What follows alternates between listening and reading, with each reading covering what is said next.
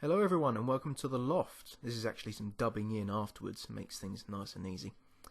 Today we're making a real coal load for the Bulleid Leader by KR Models. Here you can see me removing the already made coal load that KR made, and I'm taking measurements of the coal bunker, or where it should be of course, in order to cut a piece of plasticard to correct size. Metal rule always helps, nice and accurate. Measurements will come up on the screen in a moment once I've noted them down. I believe it's 31.5 by 21 millimeters. Yep, there you go.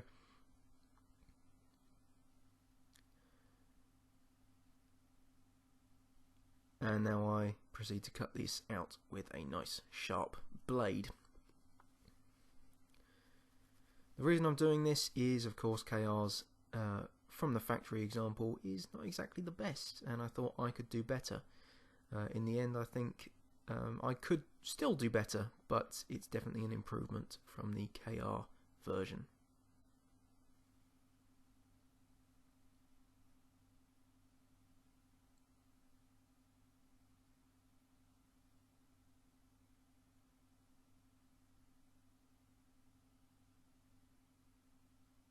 I'd also like to apologise. Throughout this video you're going to see some black lines probably moving up the screen. That's because lighting in Loft is LED, so 50 Hz, and the camera records at 50 FPS. I think some of you, definitely Andy, has noticed it's a symptom of the lighting in the shed as well.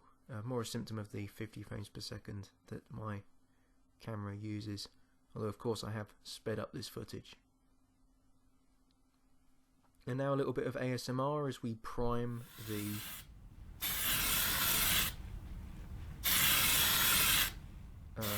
piece of plasticard I just cut, using Tamiya light grey primer in a can. Nice and easy to use. A few coats of that, and now some XF-1 flat black by Tamiya. I do recommend you get yourself a pot of this anyway. It really matches the black that Hornby and Bachmann both use for their models. I'm going to be using the airbrush, so nice even coverage. I don't think I may have needed to, but it was nice to bring this out after 2 years and not using it. Testing it with a little bit of water first. I do actually mess this up. I didn't adjust the needle in any way, and you'll see me do so in just a minute. A little bit of a mix with a stick in the pots, pour it into the reservoir for the airbrush. I also realised I should probably put in a bit more paint. And this was a failed idea. This was sort of a gauntlet made of a kitchen towel. It was a good idea, but it just wasn't the best. And here I realise immediately, I haven't done something. Oh yes, I remember. Also, this gauntlet is a terrible idea, so I just wrapped my finger in masking tape, which was far better. A little bit more paint to the reservoir, and there it is. I adjust the needle a little bit more, and now we can get a nice even coverage. And of course this stuff dries nice and quickly, so wave it about a little.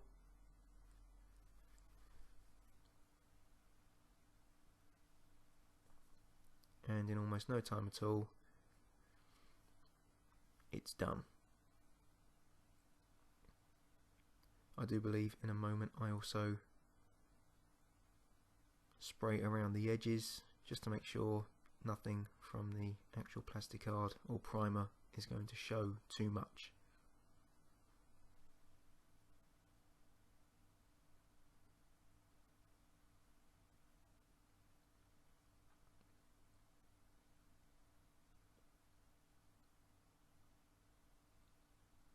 So now it's the next day and I'm breaking up a lump of real coal. Yes, I suppose I could have sent this off to someone to do a real coal load for me, but where's the fun in that? This is actually breaking up a piece of real coal, and in hindsight I probably should have used a pair of pliers and not a hammer and a pair of tweezers. I probably would have ended up with some nice finer lumps, which definitely would have been better, as you'll see in a moment when I start gluing the lumps of coal to the now painted black plasticard, they are quite large. And I soon realised this. I do rectify my error. Realising a large lump of coal should probably be around... a large lump of coal that should be broken up by a fireman should be around a person's head size. I soon realised these were actually about 2, maybe 3 times someone's head size. So I ended up using these just as sort of foundation blocks and then building on top of them.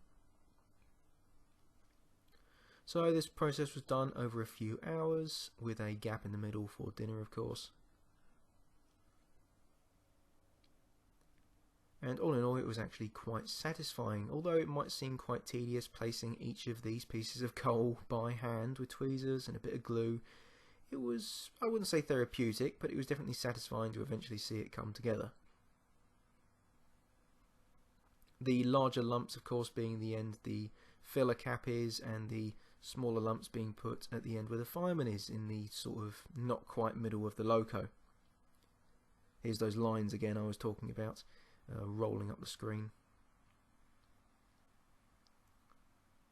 Now I'm realising maybe I should put some smaller lumps in actually,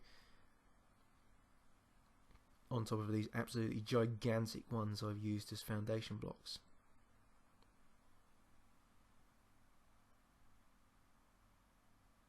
And a bit more progress. It's definitely coming along. And a bit more progress. Definitely getting there. A bit more progress again. We're really starting to fill in the last of those gaps down at the sort of base level, I'd call it, right at the bottom where the plasticard is. And now we're starting to add some finishing touches, some very small pieces going in, just to fill in those gaps and of course hide away those very big chunks that I've initially put on. And the final piece that I got on recording anyway, I don't think I added any more pieces after this. But you can see there is a brass toothpick as well. I was using that to dab into the glue. A very useful little bit of kit. And now a test fit, just to make sure everything's right and nothing really needs to be altered too much. You may have also noticed a paintbrush and a glass of water up here. I added a little bit of weathering powder to dull down 1 or 2 bits of coal. And here is the final product. Honestly, a definite improvement on the KR models from the factory example. Although, in hindsight and personal opinion, I do think I could have done better. There you can see the old one on the ground. Yep, again, I'd recommend you do this maybe yourself or send this off to a weathering company to do it for you.